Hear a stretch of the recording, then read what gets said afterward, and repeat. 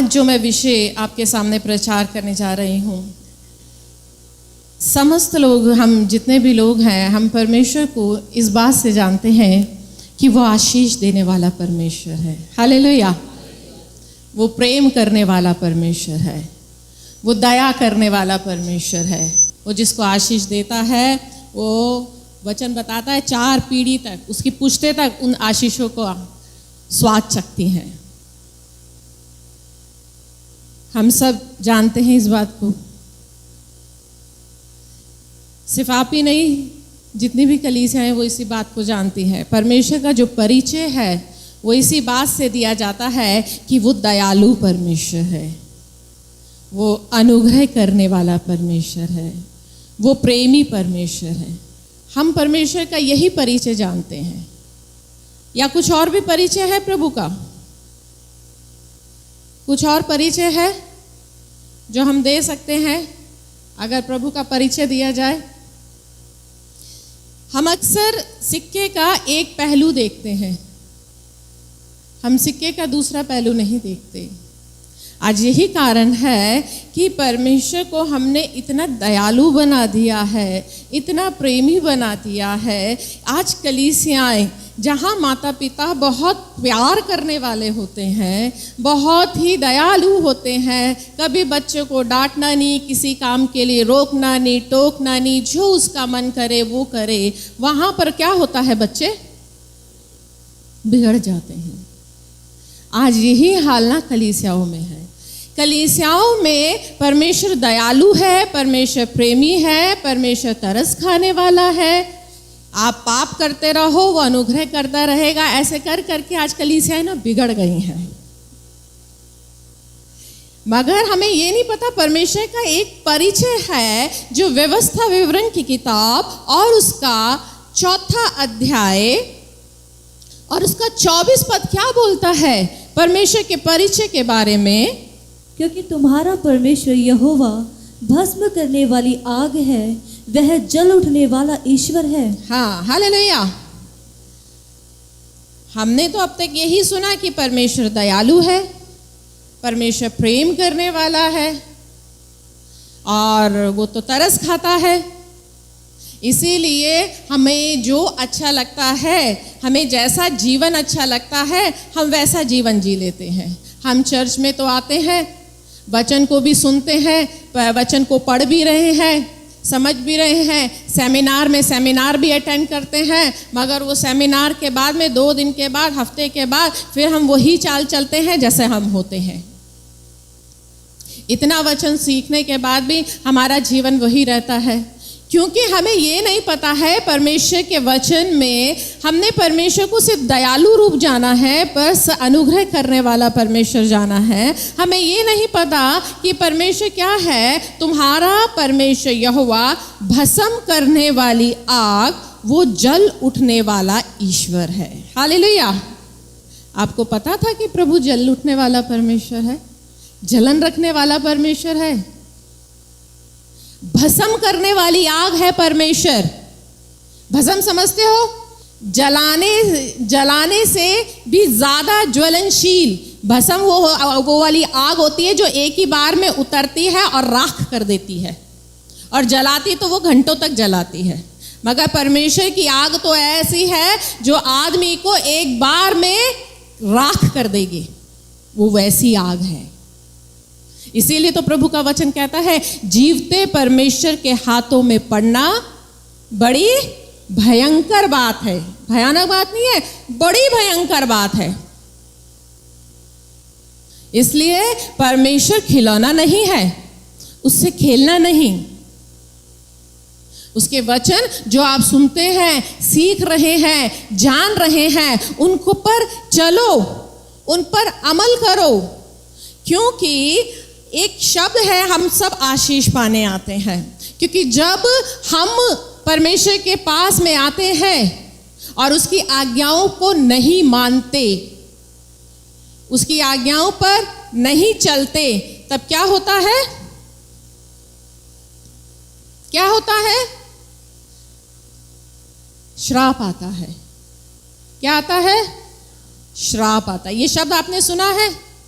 श्राप सुना है? सुना होगा, क्योंकि साधु महाराज तो यही देना जानते थे, है ना? व्रत पूरे नहीं हुए, मन्नत पूरी नहीं हुई तो क्या आ जाएगा? श्राप आ जाएगा। कुछ नहीं हुआ तो क्या आ जाएगा? श्राप आ जाएगा। ये तो हम बहुत अच्छे से जानते हैं। जब प्रभु में नहीं थे तब वो श्राप नहीं था, मगर श्राप तो वो होता है जब आप प्रभु में आते हो तब आता है। प्रभु में आने के बाद हमें पता चलता है श्राप क्या चीज है। अगर मैं आपसे श्राप के बारे में पूछूं, आशीषों के बारे में पूछूं, तो आशीषों का तो हम बहुत अच्छे से व्याख्या दे सकते हैं, मगर श्राप के बारे में आज कलीसिया इतनी अनजान है कि उन्हें पता ही नहीं है कि श्राप कैसे आता है, श्राप कैसे काम करता है, श्राप को हम कैसे पहचान सकते हैं। आज कलीसिया श्राप से बारे में बहुत अनजान है। जब परमेश्वर ने इजराइलियों को मिस्र से निकाल कर ला रहे थे, तब परमेश्वर ने मूसा को व्यवस्था दी थी, और व्यवस्था पर तब प्रभु ने मूसा को यह व्यवस्था दी थी और कहा था कि यदि तुम इन आज्ञाओं को ना मानोगे तो ये सब श्राप, व्यवस्था विवरण 28 में पूरे श्रापों का विवरण है, ये सब श्राप तुम पर आ पड़ेंगे। और जब श्राप आता है तो वो सिर्फ आप पर नहीं आता। श्राप जब आता है, व्यवस्था विवरण की किताब और उसका 5वां अध्याय जब हम पढ़ते हैं, तब यहां पर लिखा है, व्यवस्था विवरण उसका 5 अध्याय और उसका 9वां अध्याय में लिखा है, तू उनको दंडवत ना करना और ना उसकी उपासना करना, क्योंकि मैं तेरा परमेश्वर यहोवा जलन रखने वाला ईश्वर हूँ। जो मुझसे बैर रखते हैं उनके बेटों, पोतों और परपोतों को पितरों का दंड दिया करता हूँ। हाँ जी, जो मुझसे बैर रखते हैं, यानी जो लोग परमेश्वर की आज्ञा नहीं मानते वो परमेश्वर से बैर रखते हैं। अब आप में से कितने लोग हैं जो प्रभु की आज्ञा को मानते हैं? मन ही मन में हाथ उठा लेना। अब कितने लोग हैं जो ना मानने वाले हैं? मन ही मन में हाथ उठा लो अपना। प्रभु क्या कह रहे हैं? उनको कहां तक दंड आता है? दंड का मतलब श्राप। कहां तक आता है? बेटे, पोतों, पर पोतों को पितरों का दंड देता हूं। हिंदी की बाइबल तो यहीं तक बता रही है, मगर इंग्लिश की बाइबल में अगर आप पढ़ते हैं ना, तो उसमें 3rd to 4th जनरेशन में, यानी 4 पीढ़ी तक श्राप आता है। यहां पर तो मैंने गिना था, मैंने हिसाब लगाया, बेटे, पोते और पर पोतों को पितरों का दंड देता हूं। मगर जब मैंने ये हिसाब लगाया, मेरी आंखें खुल गई, मेरी आंखें खुल गई उस हिसाब को देखकर कि एक व्यक्ति पर, पढ़ने में कितना साधारण है ना, बेटे, पोतों, पर पोतों को पितरों का दंड देता हूं। और अब पितर कितने लाए? कितने आएंगे पितर? आप बताओ। आप, आपके पापा, आपके दादा, आपके परदादा, वचन के हिसाब से तो ये आ रहा है। इंग्लिश बाइबल जब आप पढ़ते हो तो उसमें लिखा है 3rd to 4th जनरेशन, 3 से 4 पीढ़ी तक श्राप कार्य करते हैं। इसीलिए तो प्रभु का वचन कहता है, जीवते परमेश्वर के हाथों में पड़ना बड़ी भयंकर बात है, उसे छेड़ना मत। अगर उसका वचन जैसा आप सुन रहे हो, सीख रहे हो, जान रहे हो, उसके अनुसार चलो। आज हम वचन को सुनते हैं, इस कान से सुनते हैं और बाहर जाके दूसरे कान से निकाल देते हैं, और हम ऐसे बन जाते हैं जैसे हमने जाना ही नहीं है। सालों से जो वचन सीख रहे हैं, जो बातें हम सीख रहे हैं, वो विषय कितनी बार हर संडे यहां पर प्रचार हो चुके हैं, फिर भी कलीसिया वहीं की वहीं वो गलतियां दोहराती है। प्यार के विषय में कितना सीख लिया, क्षमा के विषय में कितना सीख लिया, 10वां अंश के विषय में कितना सीख लिया। थोड़े दिन तक है दूध के उबाल की तरह, जब वचन प्रचार होता है तब तो खूब भर भर के दिया जाता है, भर भर के प्यार भी उमड़ता है, भर भर के सेवा भी उमड़ती है। फिर उसके बाद 2-4 हफ्ते के बाद हम सारा वचन भूल जाते हैं। और आपको पता है, जब हम वचन भूलते हैं और अपनी इच्छा के अनुसार चलते हैं, परमेश्वर की इच्छा के अनुसार नहीं चलते, तब क्या लिखा है कि हम जो लोग परमेश्वर का विरोध करते हैं, यानी उसकी आज्ञा का नहीं पालन करते, उन पर 4 पीढ़ी, अब मैं आपको पीढ़ियां गिनाऊंगी, आप हिसाब लगाना, ठीक है। ये देखो, ये तो हो आप, हाँ, अभी ऊपर जाऊंगी, ये ऊपर तक की सीढ़ी है। देखो ये आप हो, ठीक है। अब आपके मम्मी थी, आपके पापा, ये आपके मम्मी पापा, मम्मी पापा से ही तो आप पैदा हुए हो, ठीक है। अब पापा की भी तो मम्मी थी, पापा की ये पापा की मम्मी पापा थे, ठीक है। अब ये मम्मी थी, इनके भी मम्मी पापा, पापा के भी मम्मी पापा। अब ये आप बने, ये पापा बने, ये पापा, ये दादा, हाँ, ये दादा, और ये परदादा, ठीक है, ये परदादा। ये तो हिंदी की बाइबल है, ठीक है, हिंदी की बाइबल की। मगर इंग्लिश की बाइबल क्या कहती है? 4 पीढ़ी। तो अब हम 4 पीढ़ी पर जाएंगे। ये पापा, ये मम्मी, मम्मी की भी पापा मम्मी। अब यहां पर भी आ जाओ, इनके भी पापा मम्मी, मम्मी के भी पापा मम्मी, ठीक है। अब यहां पर आधा हुआ है हमारा ट्री, ये MLM कंपनी बना रहे हम।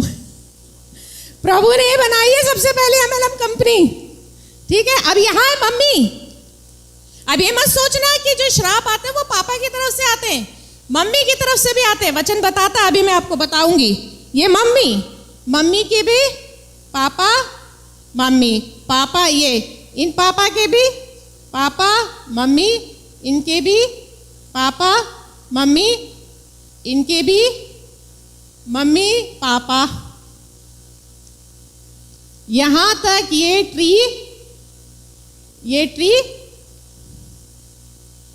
बन रहा है। यहां पर 1 2 3 4 ये वाली जनरेशन बाइबल बताती है।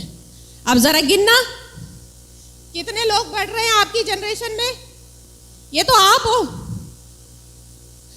आपके मम्मी पापा, आप पर श्राप कहां से चला आया? यहां से। आपकी मम्मी थी, आपकी मतलब दादी, दादी भी तो अपने दादा दादी नाना नानी के श्राप कैरी कर रही है। आप हो, आप अपनी मम्मी से जुड़े हो, आपकी मम्मी अपने मम्मी और अपने पापा से जुड़ी है, यानी अपने दादा से जुड़ी है, अपने दादा दादी के श्रापों को कैरी कर रही है, अपने नाना नानी के श्रापों को कैरी कर रही है। आप लोगों को समझ आई है मेरी बात?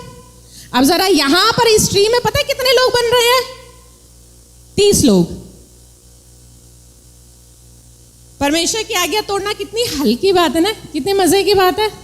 हाँ जी, बताइए, आपने पाप या आपके पूर्वजों ने पाप किया था, क्या लिखा है कि तेरे बेटे पोतों पर पोतों को पितरों का दंड मिलेगा। बेटे पोते पर पोतों को, यहां से पोतों को पर पितरों, पितर यहां बैठेंगे ना, यहां पर आ रहे हैं। 4 पीढ़ी के श्राप एक व्यक्ति कैरी करता है अपने जीवन में। परमेश्वर की आज्ञा को तोड़ना बहुत आसान है। श्राप को हम कितना कम जानते हैं। क्या आपको पता था ये बात? पता है? कभी श्राप के लिए प्रार्थना करी? हाँ, ये नहीं है। कई बार हम श्राप से ना बहुत अनजान रहते हैं, हम श्राप को जान नहीं पाते, हम समझते नहीं है। इसीलिए तो परमेश्वर को वो एक बॉल आती है बच्चों की खेलने वाली, हम भी ना परमेश्वर को 5 रुपए वाली बॉल आती है ना, स्माइली बॉल, वो समझ रखा है खेलने के लिए। जब मन करता है खेल लेते हैं। और वो कितनी खतरनाक बॉल है। जो अपराध, जो आज्ञा का दंड, जो गलत कार्य आप कर रहे हैं, जो कार्य आपके पितरों ने किए हैं, अभी तो आप उन्हीं को कैरी कर रहे हैं, अभी तो आप उनमें जी रहे हैं। उन्होंने मूर्ति पूजा करी, उन्होंने मूर्ति पूजा करी, इन्होंने मूर्ति पूजा करी, इन्होंने करी, इन सब की मूर्ति पूजा और जितनी भी आज्ञा का उल्लंघन आपके पूर्वजों ने किया है, आप अकेले इन श्रापों में जी रहे हैं। और फिर जो आप कमाते हैं बचपन से आज तक, वो तो अलग है। ये श्राप तो अलग है, वो अभी तो गिना ही नहीं है। ये तो हम ये पूरा ट्री लेकर चलता है एक व्यक्ति अपने जीवन में। कितना आसान होता है परमेश्वर की आज्ञा को तोड़ना, कितना आसान है। आप कितने आसान से परमेश्वर की आज्ञाओं को सुनकर इस कान से इस कान तक निकाल सकते हैं, मगर आपको ये नहीं पता जो बीज आप बो रहे हो वो आपके बेटों को, पोतों को, पर पोतों को काटने पड़ेंगे। जो आज्ञा का उल्लंघन आप कर रहे हैं। आज प्रभु में आने के बाद भी कितने लोग मूर्ति पूजा करते हैं। आज प्रभु में आने के बाद भी कितने लोग हैं जो परमेश्वर के वचन को सुनकर अनसुना कर रहे हैं। वो बीज जो आप बो रहे हो वो आपके बेटों को, पोतों को, पर पोतों को, आपकी बेटियों को काटने पड़ेंगे। सिर्फ लड़कों पर श्राप नहीं आता है, बेटियों पर भी आता है। हम एक वचन निकालेंगे, दूसरा शमूएल और उसका 21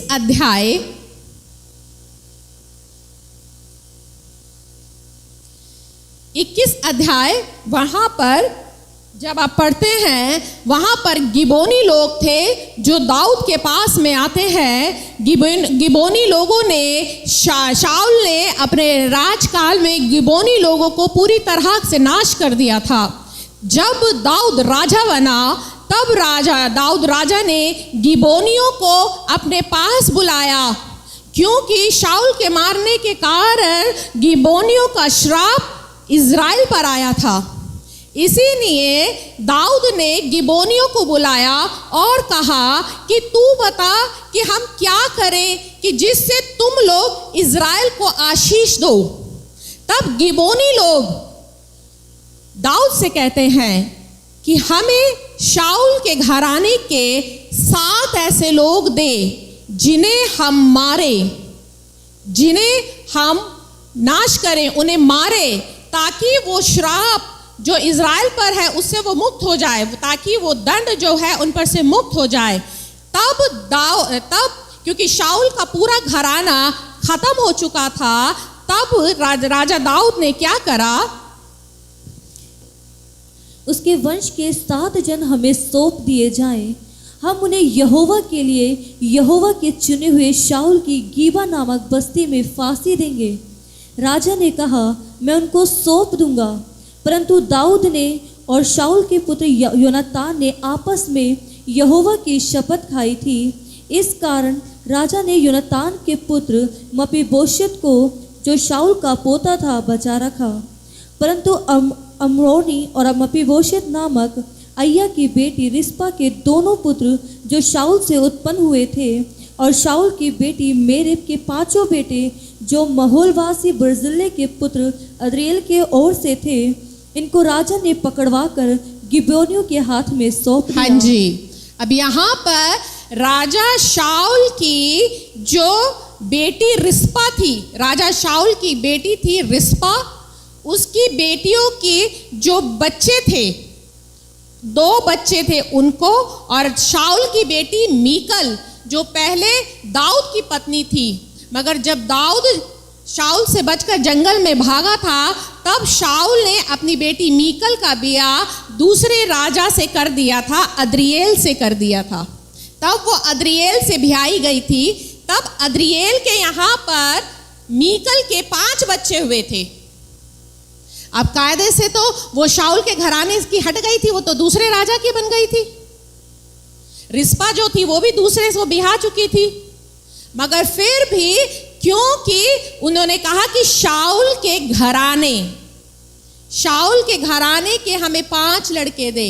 देखो यहाँ पर ध्यान देने वाली बात है, लड़की ब्याह चुकी है, दूसरे की पत्नी बन चुकी है, उसके बच्चे हो चुके हैं, मगर तो भी वो शाऊल के घराने की गिनी गई। और जब फांसी का समय आया तो राजा शाऊल की वो बेटियां जो ब्याह चुकी थी, ब्याह के दूसरे से बच्चे हो चुके थे, वो बच्चे भी शाऊल के घराने के गिने गए और उन 7 बच्चों को फांसी दी गई। यानी एक और रेफरेंस को हम पढ़ सकते हैं कि लड़की ब्याहने के बाद, लड़की अगर इससे ब्याह चुकी है तो भी इसकी संतान जो ये उत्पन्न होगी वो इनके घराने की भी गिनी जाएगी, अपने नाना नानी के घराने की भी गिनी जाती है परमेश्वर के वचन के अनुसार। आप अगर श्राप में हैं तो ये ना सोचे कि हम तो बस अपने मम्मी पापा के, अपने दादा दादी के श्राप को कैरी करेंगे। कई बार आप डॉक्टर के पास में जाते हैं, तब बहुत सी बीमारियां, जब आप कई बार डॉक्टर के पास में जाते हैं तो डॉक्टर आपसे आपकी बीमारी की हिस्ट्री पूछता है कि फैमिली में किसी और को भी है ये बीमारी। तब आप याद करते हैं, ये नहीं मेरे दादा की तरफ से तो नहीं, हाँ मेरी मम्मी को है, मेरी नानी को, ये मेरी मौसी को है ये बीमारी। आती है या नहीं आती बहुत सी बीमारियां, है ना? आप याद करते, कुछ बीमारी आप याद करते ये मेरे दादा की तरफ से है, मेरे चाचा को भी है, उनको भी है, मेरे ताऊ को भी है, मेरी बुआ को भी है, मेरे जो फलाने वो वाले दादा हैं दूर के, उनको भी ये बीमारी। कुछ बीमारी आती है जो आपके दादा की तरफ से आती है, और कुछ बीमारियां ऐसी होती है, कुछ परिस्थितियां ऐसी होती है जो आप याद करते हैं कि ये मेरी नानी की तरफ से, ये मेरी मौसी की तरफ से, ये मम्मी के फलाने भाई हैं उनको भी ये बीमारी है। यानी वो जो बीमारी होती है वो जीन्स में नहीं होती है, वो बीमारी जीन के अंदर जो श्राप होता है ना उसमें होती है। कई बार बहुत सी परिस्थितियां हैं, बहुत से परिवार कहते हैं हमारे परिवार में तलाक बहुत होते हैं। अभी मेरी किसी भाई से बात हो रही थी, उसने बताया कि मेरे ताऊ के 3 लड़के हैं, वो 3 लड़कों में से एक का डाइवोर्स हो गया, एक डाइवोर्स केस चल रहा है, एक मेंटली रिटायर्ड है। उसने बताया मेरी मम्मी की तरफ से मेरी प्रॉब्लम है, उस भाई को कुछ प्रॉब्लम थी, उसने याद किया, तब उसने बताया ये मेरी मम्मी की तरफ से, ये मेरे मामा को भी थी, ये मेरे परिवार में मम्मी की तरफ से आ रही है। यानी वो बीमारी क्या हुई? श्राप हुई। कभी भी डॉक्टर के पास जाओ, डॉक्टर ये पूछता है अगर ये बीमारी आपकी फैमिली डिजीज है तो उसका इलाज नहीं हो सकता, कहता है ना? क्यों नहीं उसके पास इलाज? क्योंकि उसका इलाज तो सिर्फ एक ही है, यीशु मसीह, डॉक्टर नहीं है। श्राप का इलाज तो डॉक्टर के पास है ही नहीं। श्राप का इलाज किसके पास में है? यीशु मसीह के पास में है। तो वो श्राप का इलाज, जो बीमारी हेरिडिटी चली आ रही है, जिस बीमारी को कहते हैं जीन्स में है, उस जीन्स का इलाज तो डॉक्टर के पास भी नहीं है, वो भी वहां पर लाइलाज हो जाता है। वो कहता है हम इसका सिर्फ आपको क्योर कर सकते हैं, इसका इलाज नहीं है प्रॉपर, क्योंकि आपके परिवार की बीमारी है। आज कितने परिवार ऐसे हैं जिनको फैमिली हिस्ट्री चली आती है ब्लड प्रेशर की, ताऊ को भी ब्लड प्रेशर, दादा को भी ब्लड प्रेशर, पूरी फैमिली को ब्लड प्रेशर की बीमारी है। कितनी फैमिली जिन्हें शुगर है, फैमिली में शुगर है, पूरी फैमिली में शुगर फैला होता है, श्राप है। कितने फैमिली है जो कोर्ट केस में उलझे हुए हैं, उनकी फैमिली में हर किसी एक दूसरे का, दूसरे से तीसरे का, किसी ना किसी का कोर्ट केस चला आ रहा है, श्राप है। कितने ऐसे परिवार है जिनके बच्चों होते हैं तो या तो मेंटली रिटायर्ड होते हैं, बचते नहीं हैं, बीमार पैदा होते हैं, पैदाइशी बीमार होते हैं। जब पैदा होते हैं तो पैदा होते ही बीमारी लेकर पैदा होते हैं। पता है क्या है? श्राप। क्योंकि प्रभु ने क्या कहा है? श्रापित हो तेरा गर्भ। वो गर्भ में श्राप आ जाता है। उस गर्भ से जो कुछ पैदा होगा या तो वो मेंटली रिटायर्ड होगा, या तो होगा नहीं, या बीमार पैदा होगा। कहां से होते हैं ये मेंटली रिटायर्ड बच्चे? कहां से होते हैं बीमार बच्चे पैदा? क्योंकि गर्भ में श्राप होता है। श्राप गर्भ में होता है। कितने लोग ऐसे हैं जो कहते हैं हमारे बच्चों को हमने बहुत पढ़ाया, बहुत अच्छी एजुकेशन दी, नौकरी के इंतजार में आज उनकी आंखें थकी जा रही है। कितने ऐसे हैं जो नशे की लत में फंस चुके हैं। माता पिता इंतजार कर रहे हैं कि कब वो नशा छोड़ दे, सही राह पे आ जाए। वचन में लिखा है तेरी संतान तो होगी परंतु उनका राह तकते तकते तेरी आंखें थक जाएंगी। श्राप है संतान पर। कभी हम सोचते नहीं हैं। हमने परमेश्वर को कितना इतना इजी ले लेते हैं, इतना इजी ले लेते हैं कि वो तो परमेश्वर है, कोई बात नहीं, गलती हो गई, क्षमा कर देगा। क्षमा तो कर देगा। क्षमा तो उसने दाऊद के भी अपराध को कर दिया था, जो उसने हित्ती उरिया की पत्नी को रखा था, उसके साथ व्यभिचार किया था। क्षमा तो परमेश्वर ने उसको भी कर दिया था, मगर उसका दंड तो उसके बेटे पर आया, उसे भुगतना पड़ा था। क्षमा तो वो कर देगा, आपको याद रखिएगा, क्षमा परमेश्वर कर देता है।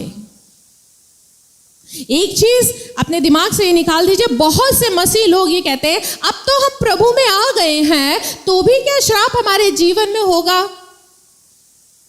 जी हाँ, क्योंकि वचन में लिखा है जो अपना अपराध मान लेता है और उसे करना छोड़ देता है उस पर दया की जाएगी। जो अपना अपराध मान लेता है। अब आप मानेंगे कब? जब आपको पता चलेगा, तभी तो आप मानेंगे। और पता कब चलेगा? जब आपको जानकारी होगी। जब आपके पास जानकारी नहीं है तो आपको पता कैसे चलेगा? और पता ही नहीं चलेगा तो आप मानोगे कैसे? इसलिए क्योंकि हमें पता नहीं होता, श्राप के विषय में हम इतना पढ़ते नहीं हैं। हमें तो चाहिए अभिषेक चाहिए, आशीष चाहिए। व्यवस्था विवरण और उसका 28 अध्याय को जब आप निकालते हैं, जब आप उसे पढ़ते हैं, तब आप व्यवस्था विवरण और उसका 28 अध्याय में 1 से लेकर 68 वर्ष है, यानी 68 आयते हैं, 68 पद हैं, जिसमें से मात्र 3 से लेकर 13 पद तक आशीषें हैं। 3 से लेकर 13 पद तक आशीष है, यानी 3 से 13 कितनी हुई? 10 वचन आशीषों के हैं। और श्राप के कितने हैं? 16 से लेकर 68 तक, यानी कितने श्राप हुए? 53 श्राप कितने हुए फिर? 53। आशीष कितनी? 10 पद। और श्राप के कितने पद? 53 पद।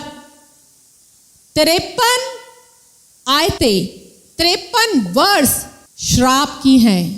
कभी पढ़ी आपने? बाइबल किस किस के पास में है? कभी खोल के देखा? करिए चीज स्टडी।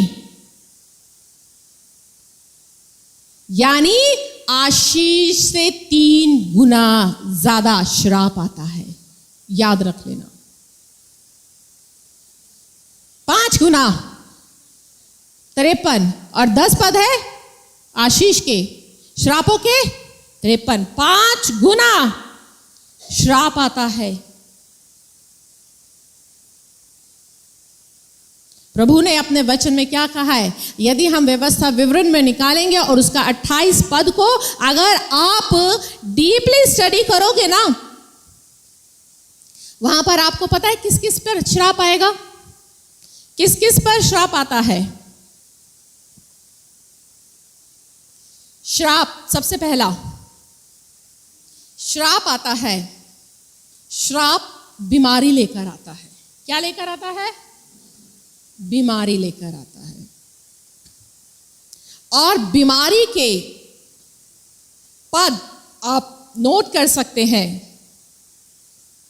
व्यवस्था विवरण 28 उसका 21 पद, उसका 22 पद, 27, 35, 59, 60 और 61, ये पद बीमारी के हैं, जहां पर परमेश्वर ने लिखा है कि मैं आपको पूरे नहीं पढ़ूंगी, आप नोट कर लो और इसे घर जाकर ईमानदार रहना परमेश्वर के लिए।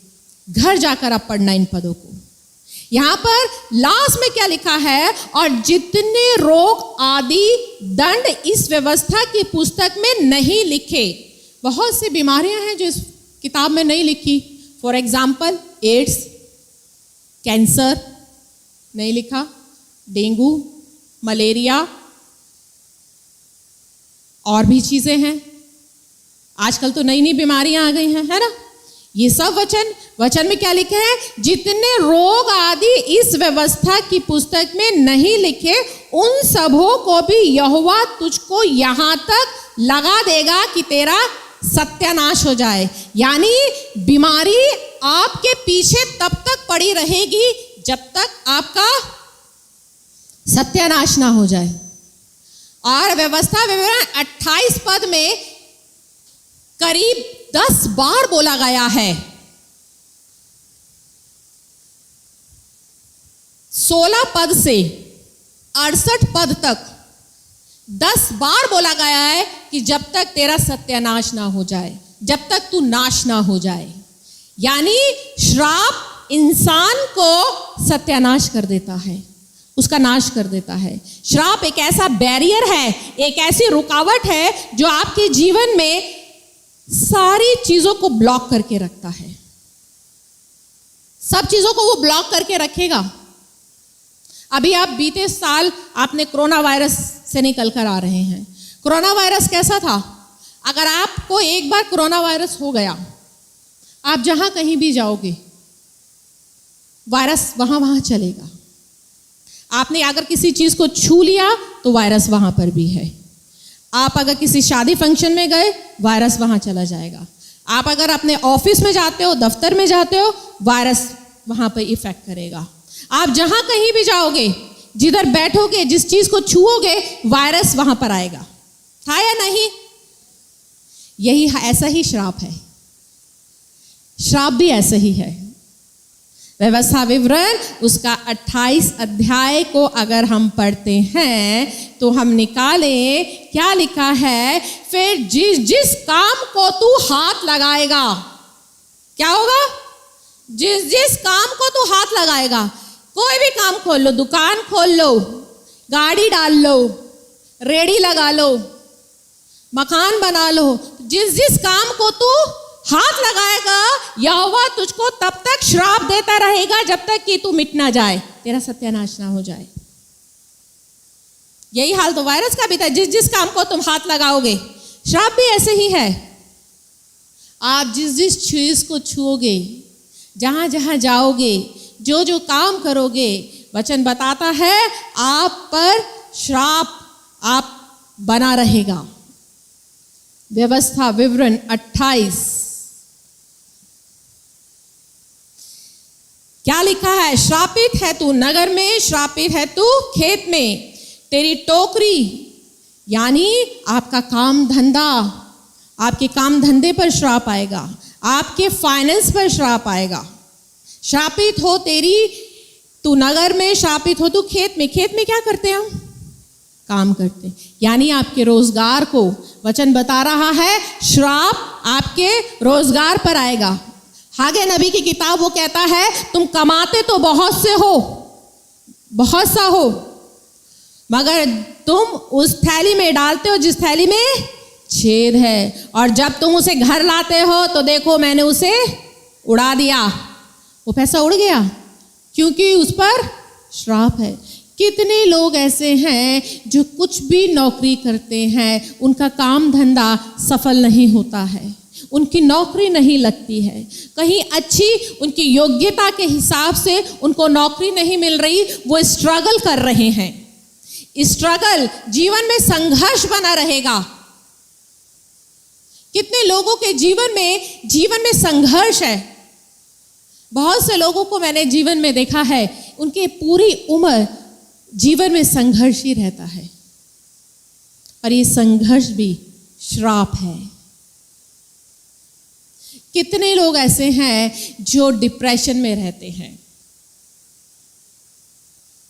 वचन बताता है तुम विवाह तो करोगे, विवाह की बात लगाओगे, परंतु कोई और उसे बिगाड़ देगा। आज कितने जगहों पर हमारी जितनी भी कोर्ट है, कितनी कोर्ट तलाक के केसेस से अभी भी पेंडिंग चल रहे हैं। शादी करते हैं बहुत अच्छे से, मगर बनती नहीं है। लड़की छोड़ के चली गई है, लड़का छोड़ के चला गया। शादी करते समय तो देखा था सब कुछ बहुत अच्छा है, और शादी के बाद में विस्फोट हुआ है, तब आंखें खुलती है, तब बनती नहीं है, तब लड़की अपने घर चली गई है, लड़का अपने घर पर है। क्या है? श्राप है। वचन को जरा आप पढ़ा करो। अगर आप पढ़ना सीख जाओगे ना, आपको मेरे जैसे प्रचारक की जरूरत नहीं पड़ेगी।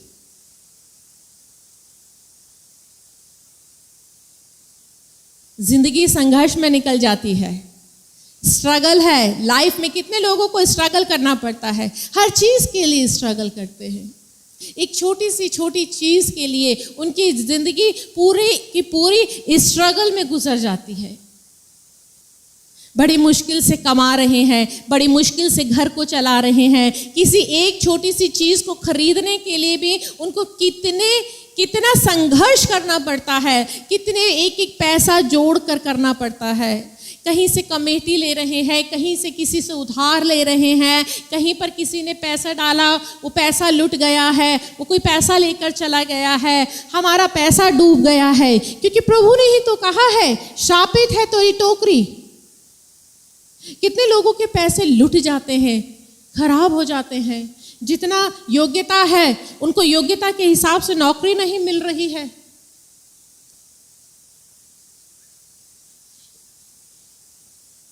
एक वचन है अपमान का। कितने लोग अपमान को, असफलता को फेस करते हैं। वचन में लिखा है 25 पद में, यहोवा तुझको शत्रुओं से हरवाएगा और तू एक मार्ग से उनका सामना करने को जाएगा, परंतु 7 मार्ग से होकर उनके सामने से भाग जाएगा और पृथ्वी के सब राज्यों में मारा मारा फिरेगा।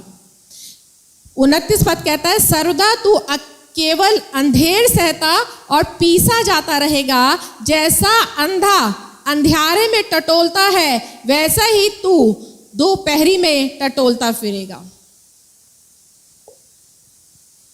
अंधे की हालत देखी है? अंधा दिन में कैसे हर चीज को टटोल के चलता है, चेक करता है। प्रभु का वचन कह रहा है, ऐसे ही मैं तुम्हारी हालत कर दूंगा। तुम्हारी आंखें तो रहेंगी, परंतु हर चीज के लिए तरसोगे। हर चीज तुम्हारे पास होते हुए भी, तुम्हारी योग्यता के होते हुए भी तुम उस चीज को पाने के लिए तरसोगे, इधर उधर टटोलोगे, भागोगे, तुम्हें शांति नहीं मिलेगी। मैंने जब ये व्यवस्था विवरण को पढ़ा ना, सबसे भयंकर जो श्राप है मेरे हिसाब से, मैं जहां तक मैंने जो देखा है, वो होता है जब श्राप संतान पर होता है। क्योंकि इंसान हर चीज को फेस कर सकता है। अपमान को फेस करेंगे, स्ट्रगल को फेस करेंगे। कितने लोग डिप्रेशन में जीते हैं, डिप्रेशन की बीमारियां। आज आप देखो, मानसिक बीमारी के डॉक्टर्स हैं, उनके पास भीड़ लगी है। लोगों को अकेलापन सताता, अकेलेपन में डर लगता है। कई लोगों को भविष्य का डर लगता है, कल क्या होगा। उनका जो पूरा दिन है ना, डर में बीतता है। वचन में लिखा है, अगर इस बीमारी से कोई ग्रसित है ना, तो वचन में लिखा है कि तुझे भविष्य के लिए डर सताएगा। वो लोग जो मेंटली लोग हैं, वो लोग जो पागल खाने में भरे, प्रभु ने क्या कहा, यहां तक कि तू पागल हो जाएगा। पागलपन, श्राप है। आज क्योंकि हम सालों से श्रापों में इतना जी रहे हैं, इतना है, इतनी पीढ़ियों से हर एक व्यक्ति के पीढ़ी पे इतना श्राप आ रहा है कि आज हमने श्राप को एक जीवन ना समझ के, श्राप ना समझ के उसे अपना एक लाइफ स्टाइल बना लिया है। हम सोचते हैं कि ये तो एक जिंदगी है, अब आए हैं तो जिंदगी तो ऐसे ही बीतेगी, दुख सुख तो लगे ही रहेंगे। यीशु मसीह ने कहा है, मैं आया कि तुम जीवन पाओ और बहुतायत का जीवन पाओ।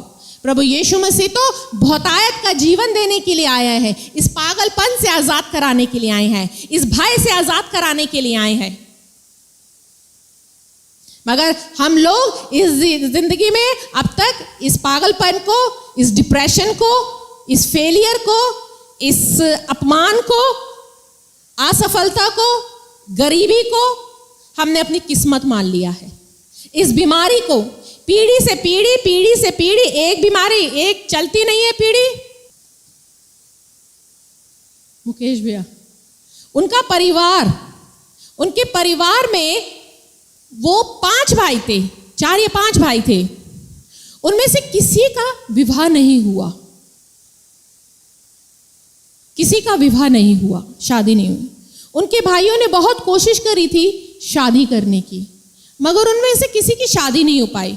बहुत कोशिश करी, यहाँ तक कि शादी की बात होती थी, सगाई तक बात होती थी, शादी की डेट, पूरी तैयारी वैयारी तक आते आते शादी कैंसिल हो जाती थी। अभी कुछ ही समय हुआ है, वो लगभग 65-70 साल की उम्र में वो उनका देहांत हुआ है। उन्होंने अपनी पूरी उम्र बहुत कोशिश करी, उनके भाइयों ने भी बहुत कोशिश करी कि उनका विवाह हो जाए, विवाह हो जाए। उनके सारे के सारे 5 भाई बिना विवाह करे इस संसार को छोड़कर गए, विवाह नहीं हो पाया। उन्होंने एक बार भैया से बोला कि क्या बात है, हमारे परिवार में किसी की भी शादी नहीं हो पा रही। तब भैया ने उपवास रखकर प्रार्थना करी, तब परमेश्वर की आत्मा ने बताया कि ये इनके परिवार पर श्राप है, जो इनमें से किसी के भी बेटे की शादी नहीं हो पा रही, क्योंकि इनकी दादी ने किसी व्यक्ति ने उनके पास में सोने के जेवर गिरवी रखवाए थे, और उस जेवर का लालच इनकी दादी के अंदर आ गया, और उन्होंने वो सोने के जेवर उस व्यक्ति को नहीं दिए, क्योंकि प्रभु ने अपनी 10 आज्ञाओं में कहा है, तू लालच मत करना। और उनकी दादी ने क्या किया, लालच कर लिया, और लालच के चलते वो श्राप उनके परिवार में आया कि उनके पिता जवानी में ही खत्म हो गए, जब वो बच्चे छोटे छोटे थे। उनकी माँ ने पूरी जवानी अपने उन बच्चों को पाला, और वो 5 बच्चे पूरी उम्र उनकी शादी नहीं हो पाई।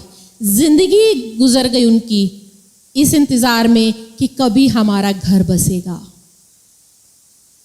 श्राप किस पर आया, श्रापित हो तेरी संतान। सोचो जरा, एक माँ ने भी तो इंतजार किया होगा 5 बच्चों की बहू आएगी, नहीं आती। हम काम तो कर जाते हैं, आज कितने ऐसे काम, समय हो रहा है। अगले हफ्ते प्रभु ने अनुग्रह दिया तो मैं आपको बताऊंगी श्राप के कौन से कारण तो बहुत है, मगर मैं एक मेन कारण आपको बताऊंगी। कितने ऐसे काम होते हैं जो हम कर जाते हैं, कितने ऐसे अपराध, कितनी ऐसी गलतियां आज भी हम जाने अनजाने में। परमेश्वर का वचन आपके पास में है, आपको चाहिए कि आप परमेश्वर की इस वचन की स्टडी करें, इसे पढ़ें, इसे समझें, कि ये आपको जीवन दे सके। जो अपराध आपके दादा परदादा ने किए और आज आप कर रहे हैं, वचन को सुनने के बाद भी उसका हर्जाना आपको तो भरना पड़ेगा, आपके बाद में आपके बच्चों को, बेटों को, पर पोतों तक वो गलतियां जो आज वचन सुनने के बाद भी करते हैं, उसका हर्जाना हमारी संतानों को भुगतना पड़ेगा। आशीषों से जितना प्यार करते हैं उतनी अधिक जानकारी आपको श्राप के बारे में भी होनी चाहिए, क्योंकि श्राप की जानकारी रखोगे तभी आशीषों को पाओगे। श्राप से अनजान होकर, दंड से अनजान होकर आप श्राप के अधिकारी नहीं बन सकते।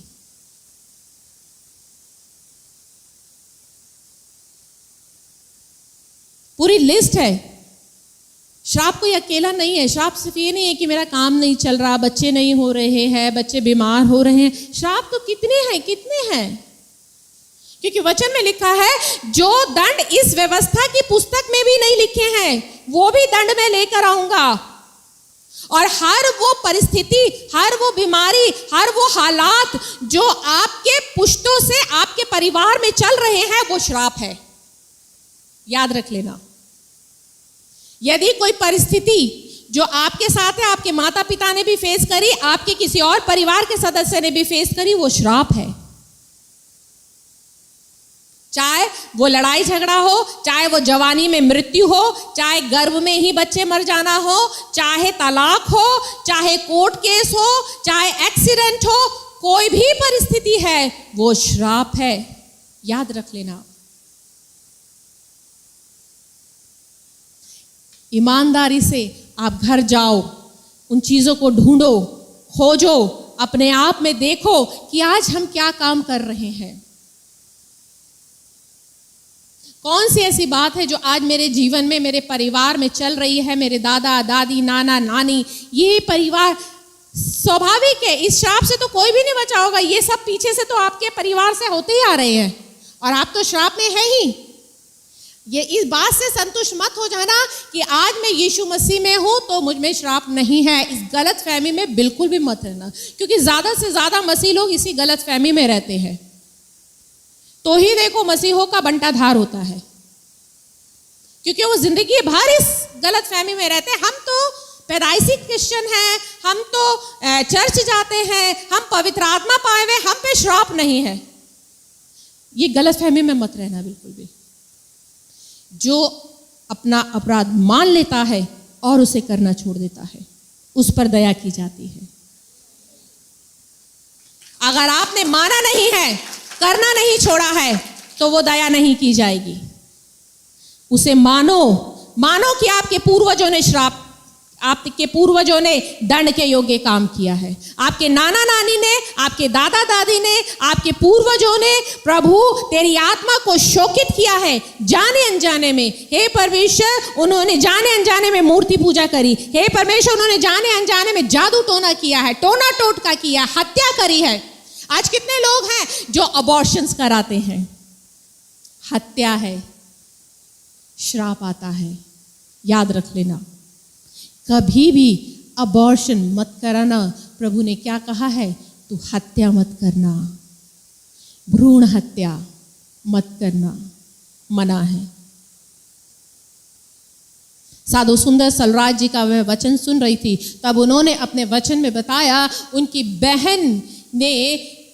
बहन के वो बच्चा नहीं चाहती थी। जब उनकी बहन ने लव मैरिज करी और लव मैरिज के बाद में उनकी बहन और उनका पति बच्चा नहीं चाहते थे, उन्होंने करीब 2-3 बार अबॉर्शन करा लिया और उसके बाद में उनकी कोख बंद हो गई। परमेश्वर ने उसकी कोख पे श्राप दे दिया।